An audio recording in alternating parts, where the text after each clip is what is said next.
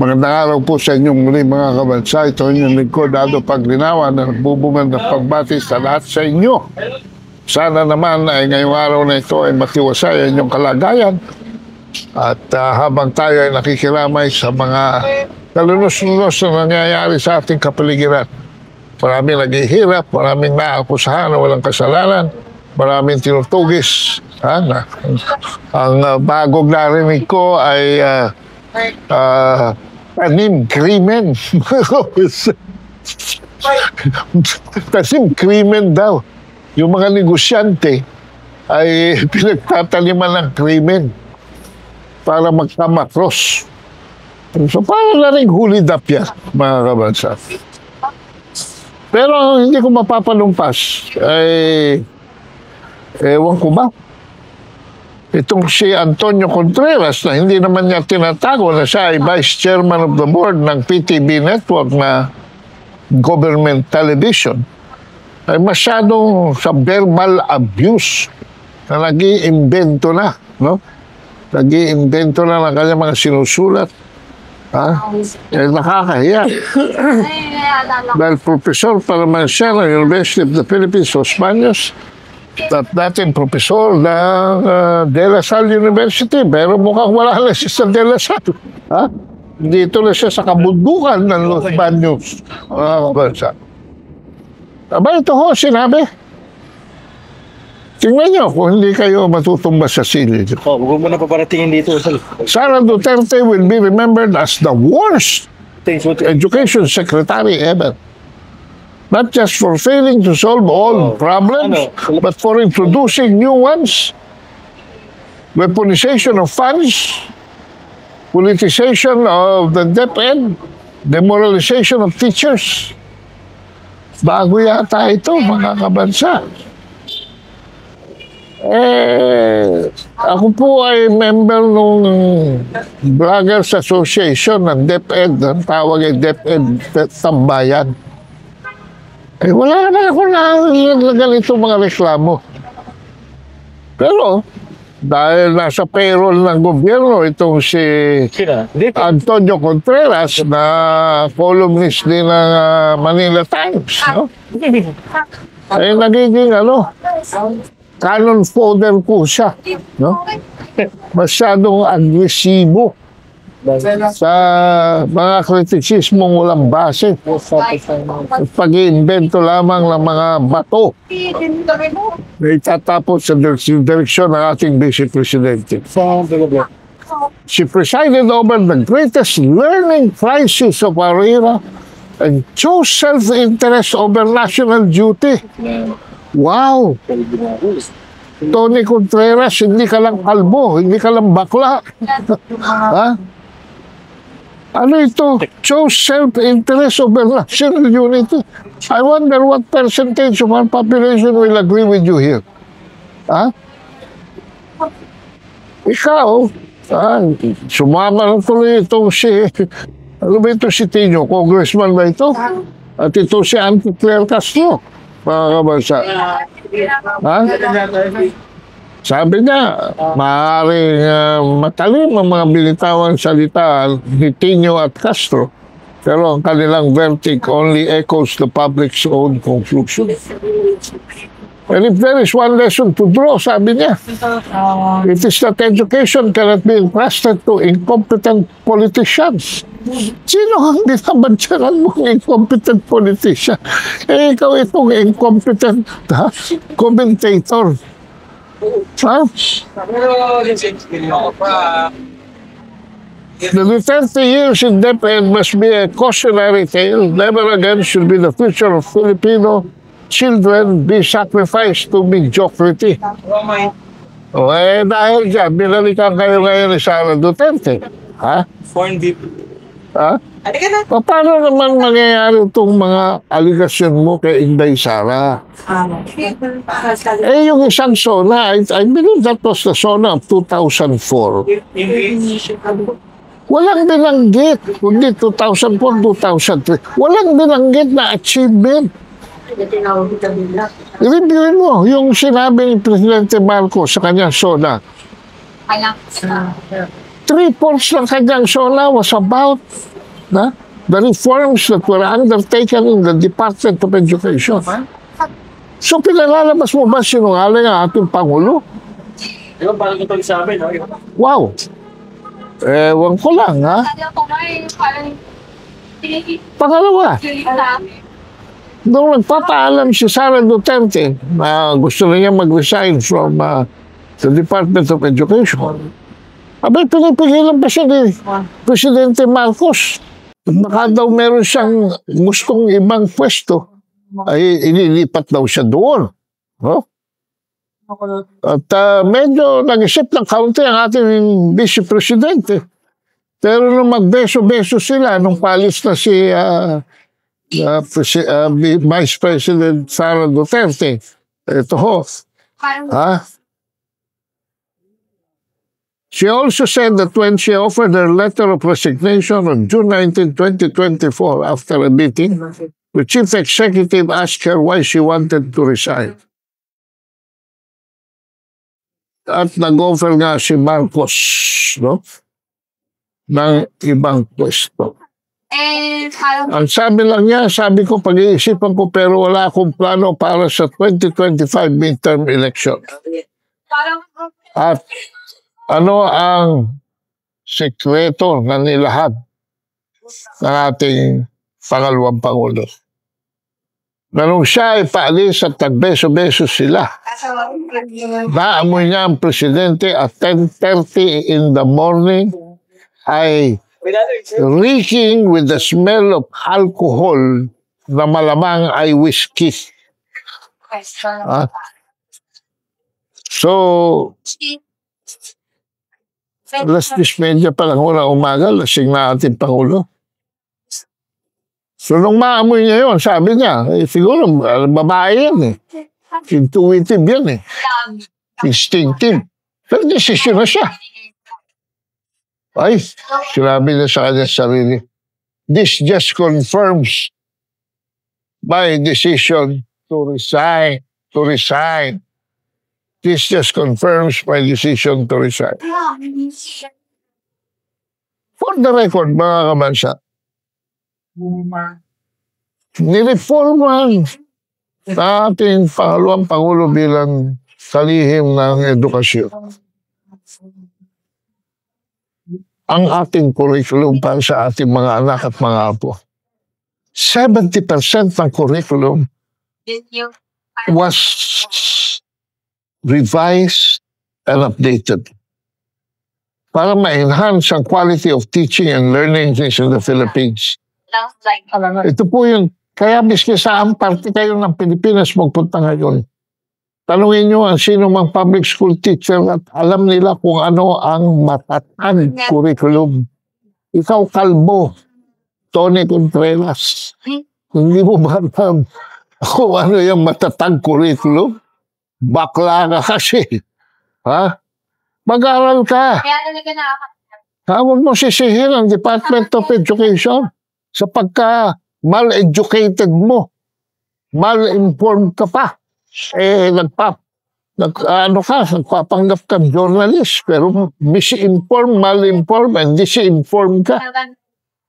Ano yung catch-up Friday? Na tuwing Biyernes, para ma-improve ang capability ng bawat kabataan na magbasa, ay binibigyan ng supplementary text, reading materials. Anong ginawa niya sa overtime pay ng mga teachers? Na long overdue. Sinasabi mo na walang nagawa. Implemented through Department Order 002. Pangalawang Department Order pala. Implement na. Series of 2024. Ang tagal lang hindi maibigay. Yung overtime pay ng mga teachers. Inalis niya mga administrative tasks sa mga teachers kasi nakahalo-halo na. May kulang na maging janitor natin mga guro. Easing the workload of every teacher para makapokus sila in the improvement and betterment of education. May 30 days straight break without work for teachers who recognize every teacher's essential role in the learning process of every student. As such, instructors are given a debriefing period to promote and protect their students' well-being and to prepare the teachers for the incoming school year. So in fact, nag-join pa nga ako ng isa dyan sa Tanay kami nagpunta. Ha?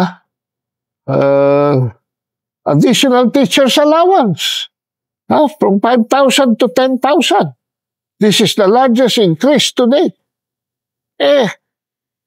How can you not know this? This is a quantitative increase in benefits. Mag-issue siya ng health insurance para sa mga teacher at personal accident coverage in order to assist them defray the cost of their hospitalization and also in case of accident or wag naman, no? Death as additional compensation. Pansarap program. Nutritional supplementation program. Para yung every learning society are yung mga identified as severely wasted, yung mga malnourished, nabigyan ng Nutribon within 120 days to ensure adequate and sustainable nutritional support do sa mga malnourished. Last Mile Schools Program. Natuto yung lalamunan ko pag i-enumerate itong mga ginawa ni Sara Duterte. Wala kang nakita. Oh my God.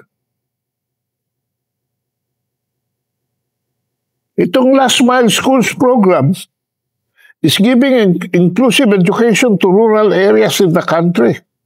Yung may mga makeshift classrooms are transferred to standard ones at yung gobyerno binili na yung kung saan nandun yung mga eskwela para clearly defined, para wala lang impediment sa construction and development of school building. 3,637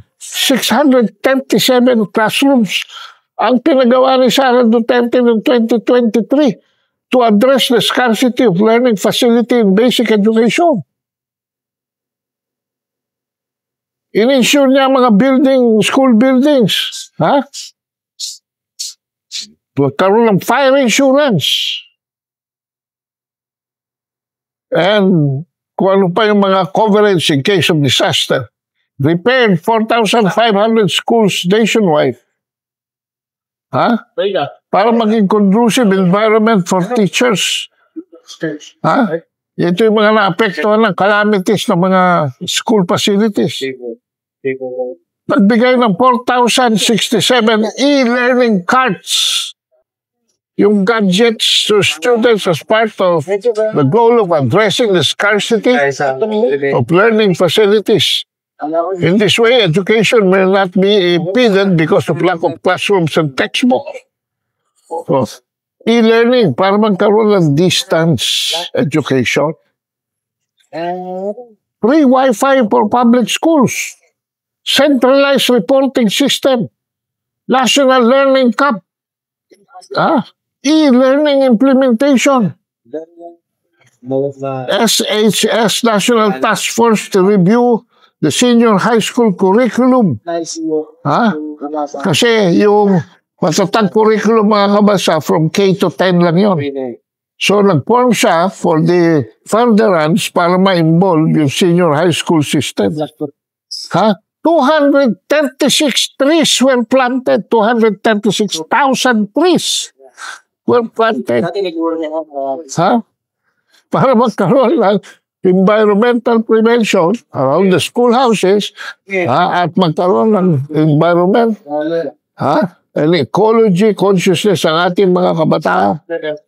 Wise and strategic use of confidential funds. Ulul ka.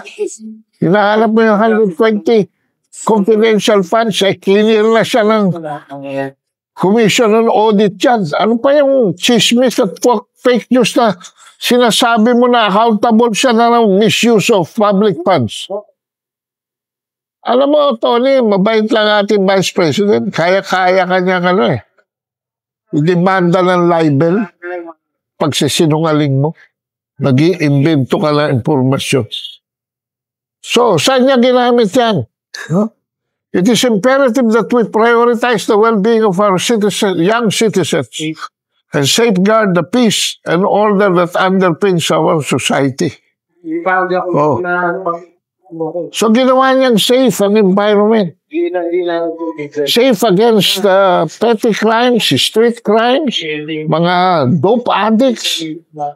And most importantly, yung mga nagre-recruit siya ng mga CPP, NPA terrorists. Ha? O kaya gigil na akbayan, gigil na makabayan. Kaya si Tony Conte, ha? Hindi lang konti, napakaraming propaganda na pinakakalat. Yung mga kaliwa. Sabi ni Sarah, ang aton mga anak dapat maka-eskwela nga dili tamahadlok na dunay magpahibulos nila.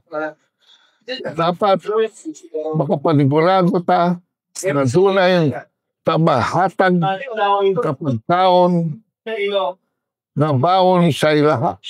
Dapat makauli sila sa atong mga pahinalay na luwas o malipayon.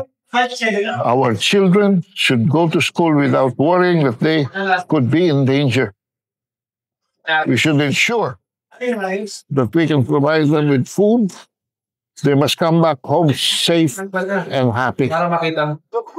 Ito po ang picture of national security.